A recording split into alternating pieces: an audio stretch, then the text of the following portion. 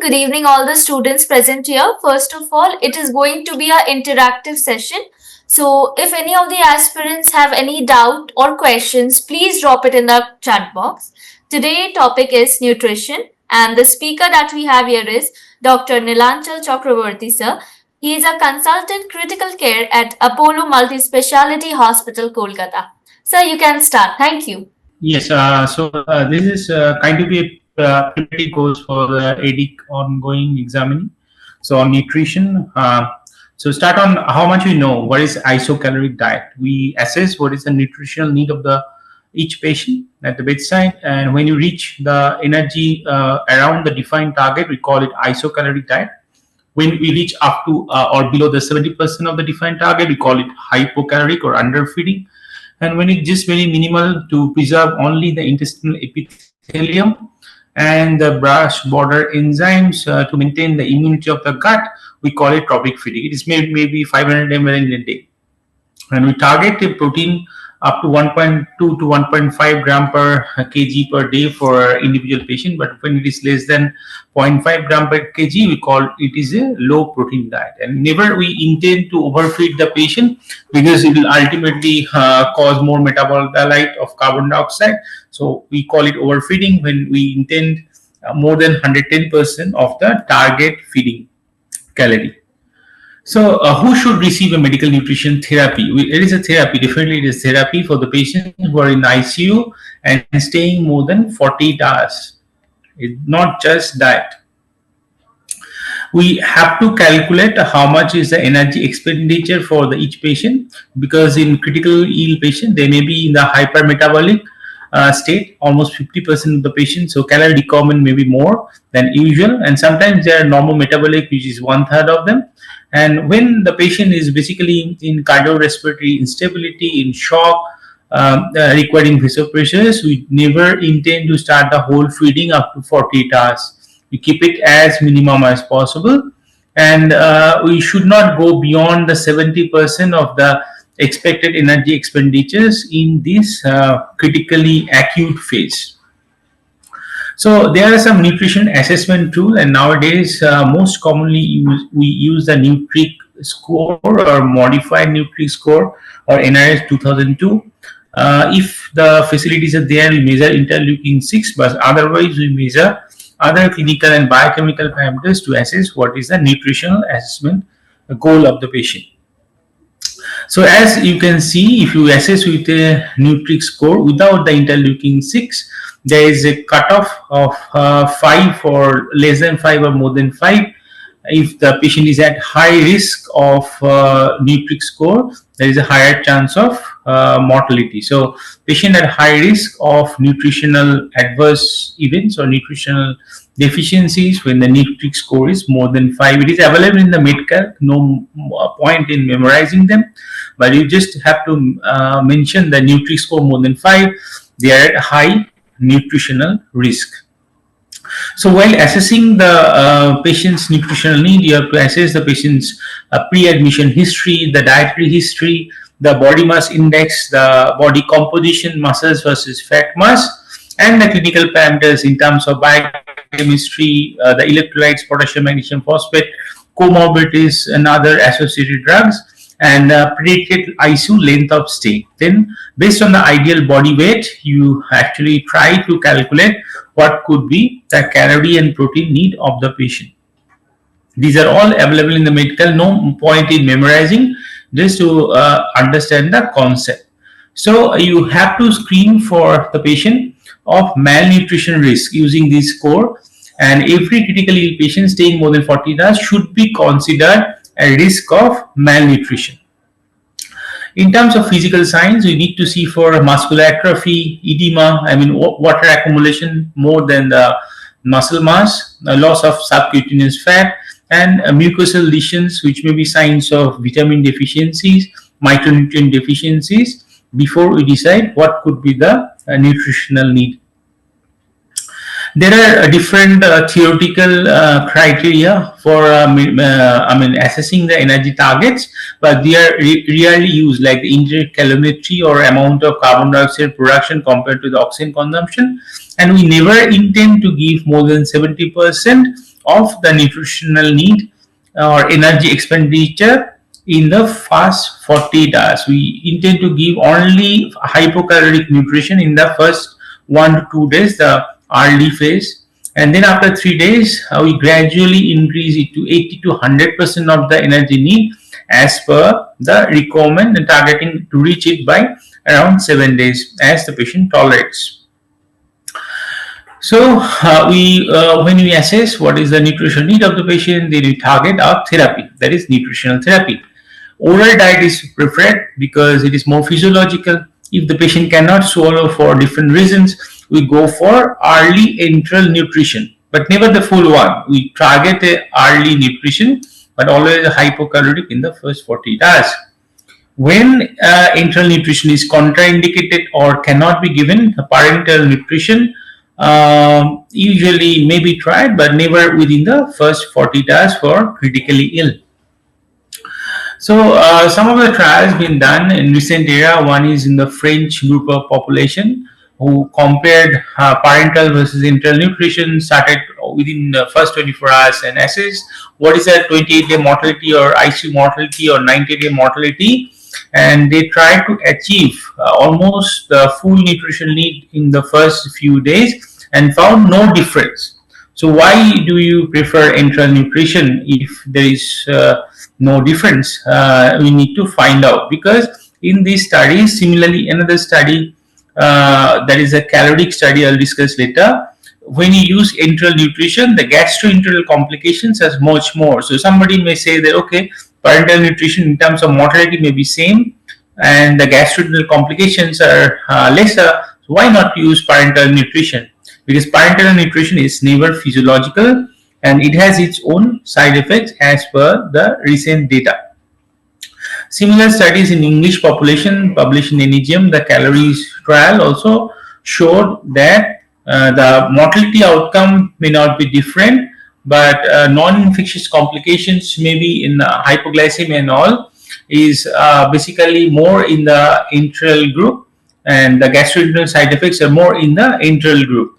So always there is a controversy whether to use enteral nutrition or parenteral nutrition, but enteral nutrition is physiological. You do not need a special line for giving enteral nutrition. So there are different formulations for it. What are they? It may be polymeric, which is much more preferred because it contains whole protein, it contains fibers, and it contains some long chain triglycerides. But when the patient cannot tolerate it, we go for semi-elemental diet, which contains peptides and some oligosaccharides. But it doesn't contain that much of fibers, so absorption wise, it may be affected, may cause diarrhea. So polymeric feed is always preferred, which is usually the in our situation is a kitchen diet, but it has differences in calories in terms of how they make it. So of course, in terms of polymeric diet, we use a powdered form of different formulations. So as I said already, why polymeric enteral feed is generally preferred over elemental diets? Because polymeric products mimic standard food. It is enriched in fiber, less expensive, and tend to be better tolerated than semi-elemental diet. When is semi-elemental enteral feed is indicated? When the patient cannot absorb the polymeric food, like short bowel syndrome, to improve nutrient absorption in acute severe pancreatitis, or gut allergy to macromolecules such as proteins. So then we use the peptide formulation. So what are the advantages of enteral nutrition? It doesn't require extra central line, so its complications are prevented. There are fewer infectious complications, and of course the feeding is less costly, and it is more physiological and maintains the intestinal integrity. Contraindications, and there are only absolute contraindications when there is bowel ischemia or chances of perforation.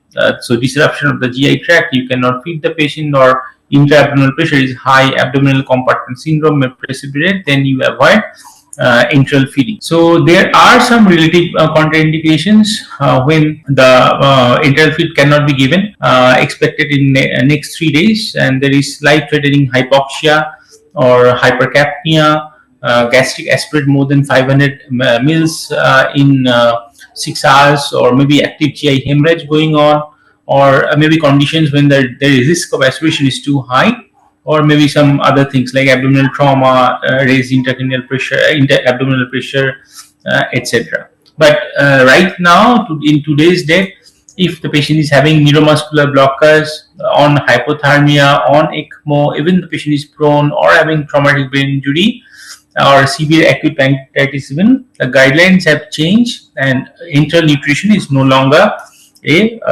relative contraindication. In terms of measuring the patient's tolerance, I'll say there are different studies across the years which compared if the gastric residual volume is high or they have not aspirated for the gastric residual volume. They found there is no difference if you aspirate or do not aspirate in terms of infections like ventilator associated pneumonia. And whenever they have also compared between two groups versus gastric residual volume of 200 mils versus 500 mils, they found that in terms of mechanical ventilatory days, pneumonia, ventilator free days, there is hardly any difference, even in terms of hospital mortality. So right now the SPN guideline updated one says that you aspirate twice in a day, and if it is more than 500 ml, you rethink or go for a lower dose of enteral feeding, but never stop enteral feeding if the patient is absorbing some part of it, and enteral nutrition is always favored. And if the aspirate is more than 500 ml, then you lower the dose of feeding but never stop. What about continuous versus intermittent enteral nutrition? Of course, as per the SPN guideline, continuous is favored over bolus feeding. Because of lesser amount of wastage, usually 500 ml bottle is preferred to be used, and a different tubing connection other than the IV fluid has to be used for that because it decreases the bacterial contamination, and it has to be a gradual institution of the enteral nutrition, 10 to 25 mils per hour, and gradually increases stepwise till your feeding target is reached. Never give the full feeding on the first day, or always titrate to the goal. And then, of course, here also we prefer polymeric enteral feeding when you're giving continuous food. Titration of the enteral nutrition has to be done every 48 hours, I'll say, progressively 3-4 days, and to be reached to the maximum in 7 days time. Whether you need to give it via a gastric tube or a post-pyloric tube, the evidences are diverse. The gastric access is easy. Hello? Okay, so nasogastric tube is easy to put in, easy to monitor, and it has been shown in different studies that if you put a nasogastric tube, time to start the feeding is faster.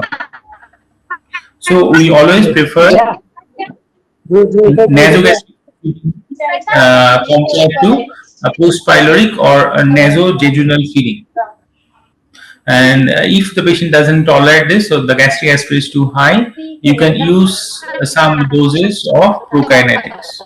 So as per different Cochrane analysis, it has been shown that gastric tube feeding compared to post-pyloric feeding causes more pneumonia. So in terms of preventing pneumonia, maybe post-pyloric feeding is better, but the nasojejunal tube placement and maintenance is hazardous, so nasogastric feed is much more preferred than nasojejunal feeding. Similarly, when you use nasogastric feeding, time to start feeding is faster. So overall, in practical scenario, nasogastric tube is preferred, negating the fact that it causes little bit of more pneumonia compared to nasojejunal feeding. Other option is a percutaneous endoscopic guided gastrostomy tube. It is usually done in patients who are probably requiring enteral feeding other than oral feeding for more than 4 to 6 weeks. Then it is preferred to use a pig tube. There are some contraindications that also, if the patient is having ascites, portal hypertension, and not tolerating gastric feeding, gastric cancer or gastric ulcer,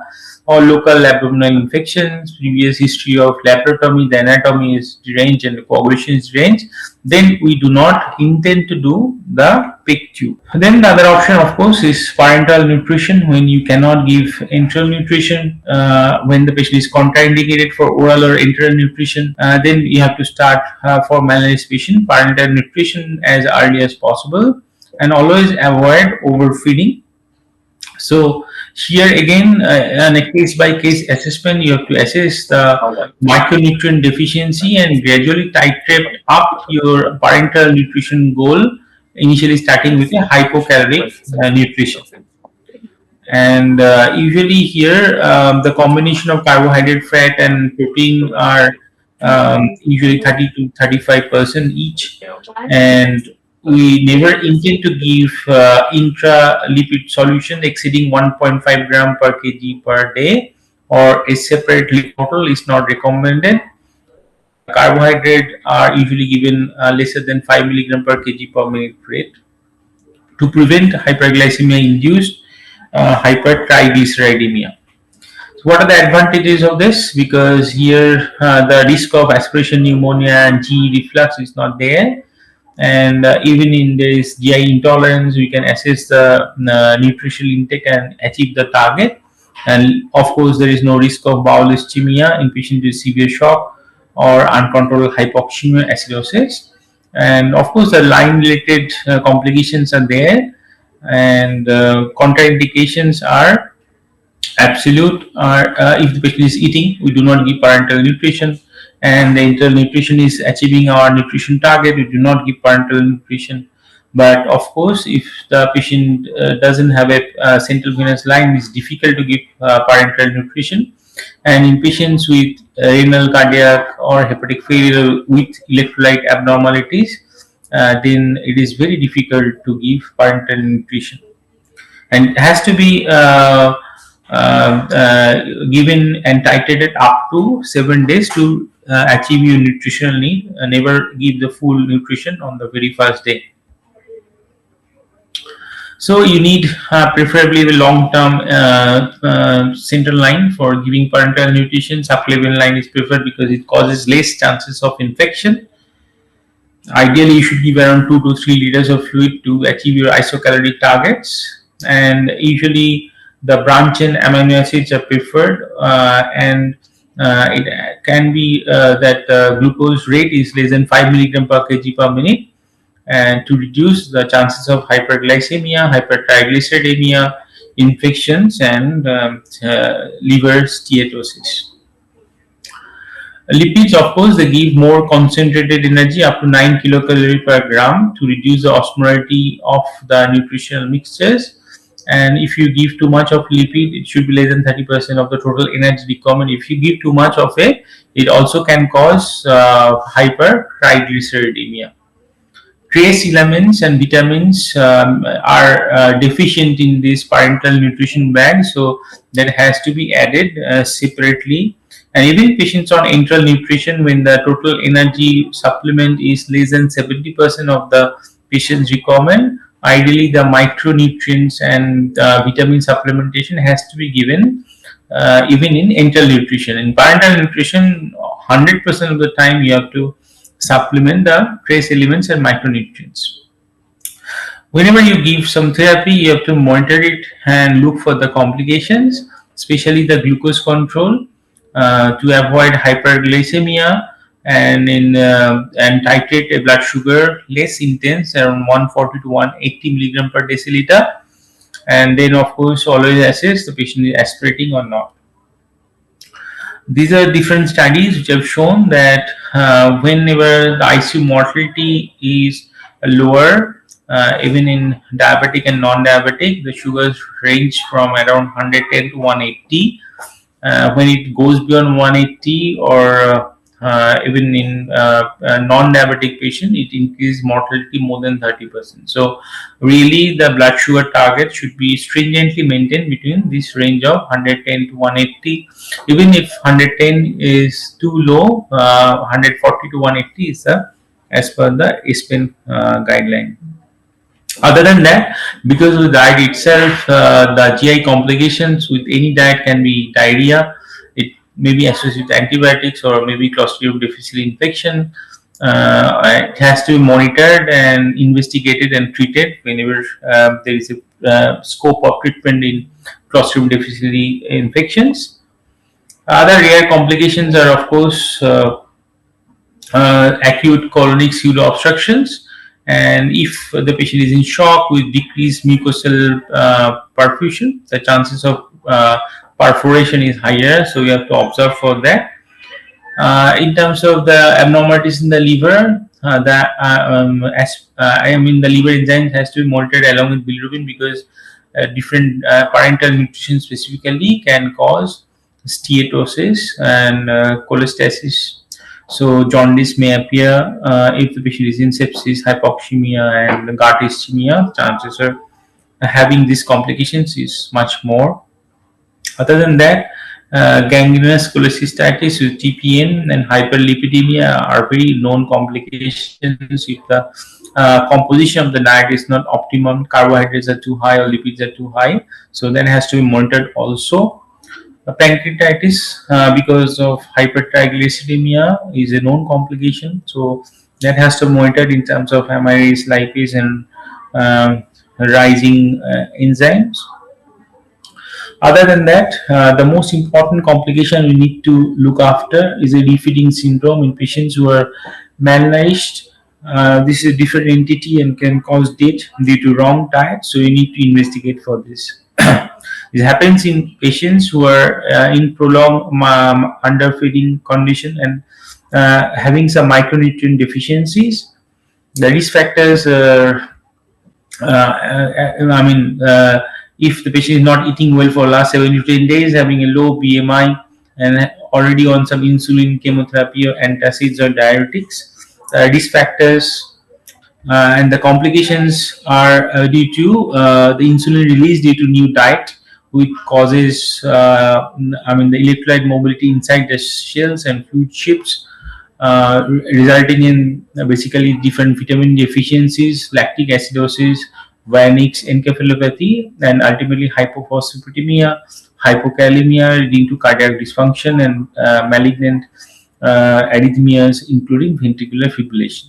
So treat it, you detect micronutrient deficiency, correct it, and do not give full calorie diet until your feeding micronutrient targets has been in the normal range, and then only you titrate up your calorie goals to the optimum level when your micronutrients like potassium, phosphate, magnesium levels are optimized. So as I say, this is a very fatal entity, so need to investigate it properly. It happens due to prolonged period of food restriction and sudden insulin release, intracellular increased demands of phosphate, potassium, and vitamin B1, leading to enhanced glycolysis, increased stimulation of the sodium potassium ATPase pump, which are basically phosphate driven, and ultimately causing this intracellular derangement and arrhythmia to death.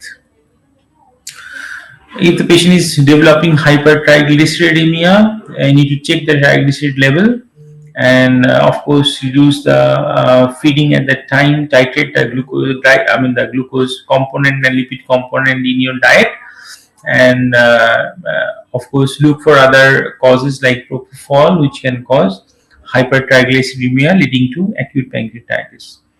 The other important component is immunonutrition in critical year is always investigated whether something more can be added other than glucose, protein, and lipid, which will enhance survival. But till now, the evidence are lacking in this. So, what is immunonutrition? A specialized nutrition that modulates immune nutrition through specific nutrients. Mostly, the glutamine, antioxidants, and omega-3 fatty acids have been investigated, and it's been clinically applied in critically ill patients with specific need. Omega-3 fatty acids specifically should not be given in high doses. Enteral nutrition enriched with omega-3 fatty acids within the nutritional dose can be administered. High doses of omega-3 enriched formula should not be given on a routine basis, especially in critically ill. In terms of lipid emulsions, these omega-3 fatty acids are usually given in 0.1 to 0.2 gram per kg per day dose. And the fish oil contains essential omega-3 fatty acids that help in modulate the inflammation, and that is a theoretical concept. About the micronutrients and antioxidants, it should not be used in isolation, and glutamine is very much controversial and usually not recommended in patients other than the critically ill. So the patients who are having burn surface area more than 20%, it should be given for 10 to 15 days with a dose of 0.3 to 0.5 gram per kg per day as soon as the enteral nutrition is common, especially in burn patient. But other than that, glutamine can be used in trauma patients also for 10 to 15 days and 0.2 to 0.3 gram per kg per day along with enteral nutrition, but it is contraindicated in patients who are unstable, having liver and renal failure, and general ICU patients other than burn and trauma patient. Glutamine is not recommended because of potential harm. To summarize, in terms of immune nutrition, omega-3 fatty acid can be used with enteral nutrition in patients having hyperinflammation. Antioxidants as a monotherapy, high dose are not recommended, and glutamine is only recommended in burn and trauma patients and contraindicated in liver and renal failure. So I'll take up any questions. Other than that, this is it. Hello. So aspirants, if you have any question, you can ask right now. Any queries? So with the TPN, regarding the TPNs, Sorry. the sugar price is up very high always. Dr. Mohammad Arif, sir, your voice isn't very clear. Sorry. Yes, sir. So you may ask the question. Now you able to hear me? Yes, yes. Yeah. With regards to the TPNs, the sugars are always very high. In that case, how can You we? should start IV insulin therapy for to control the blood pressure. So you have to observe for hyperglycemia and treat it like any other patient IV insulin.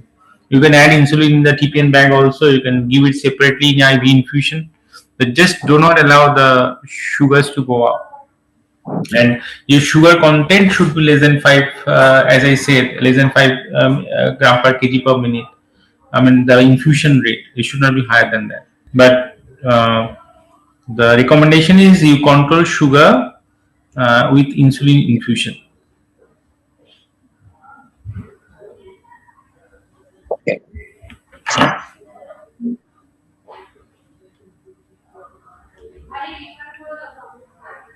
Yeah.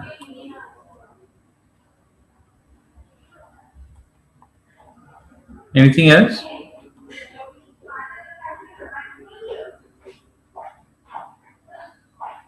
Five mg per kg per minute should be the highest rate of sugar, but it should be controlled in terms of the CBG with IV insulin. Okay.